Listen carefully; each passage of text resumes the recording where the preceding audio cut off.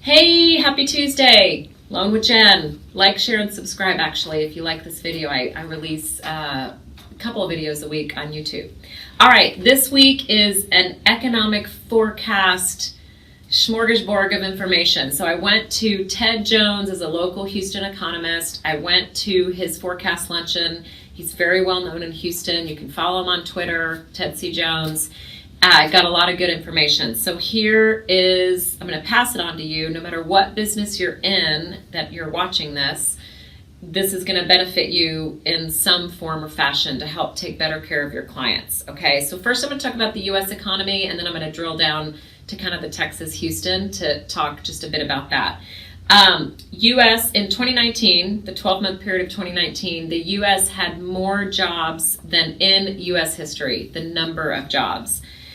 In November alone, the job growth rate nationwide was 1.47. The 40-year average is 1.31. So, I mean, it was ahead of the 40-year average, which is pretty huge.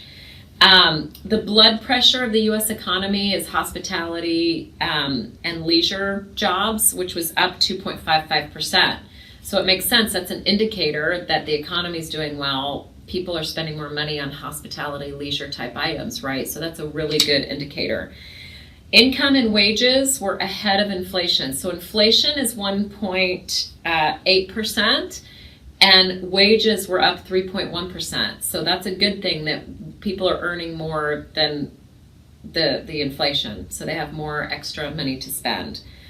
Dr. Jones says recession, he doesn't see it in the near future. Doesn't mean that something can't happen, but all of the economic indicators are fueling the economy moving forward, at least for the next 12 months. He also says that retail sales are a huge indicator of GDP. They're almost 70% of the GDP numbers, and that was up 3.35% in November versus the November of the year before. So that's a big chunk. Retail sales, again, people have extra money to spend. So good hospitality, jobs, indicators, and lots of people spending money on retail items. I know I get an Amazon box every day, so something's happening. All right, a couple things about rates and the local economy. Interest rates, 2020 and 2021, he predicts that the rates are really going to stay, the 30-year fixed, right around 3.7. Doesn't mean there'll be a little bit of up and a little bit of down, but that's pretty healthy. That's pretty much right where we are right now. He thinks they'll go up a little bit in 2022. So it looks like we have 1 to 2 years of some healthy interest rates that we can all take advantage of. Now, Houston, this is going to benefit y'all in the local economy in helping your clients. So jobs added in 2019, 85,000 jobs. That's a lot. He says that probably this year, 2020, we'll probably still add around 50,000.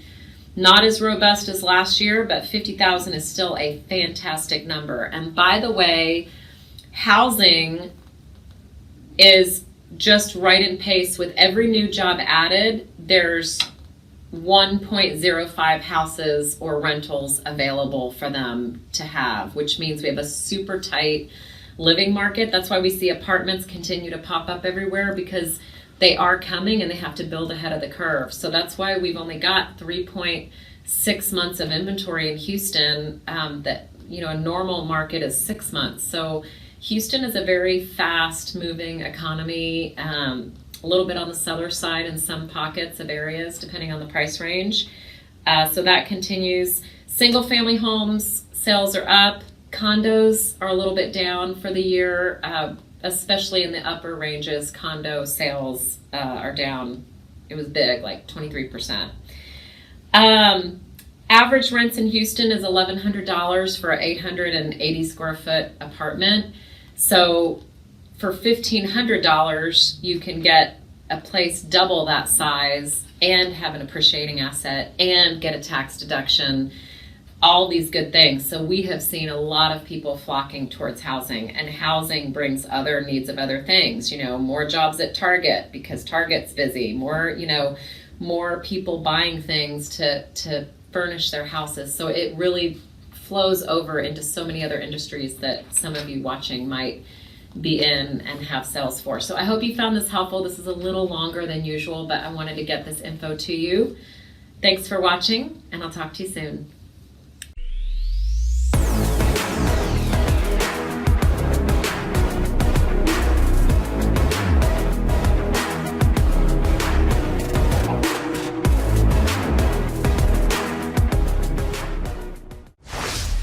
Legacy Mutual Mortgage is an equal housing opportunity lender.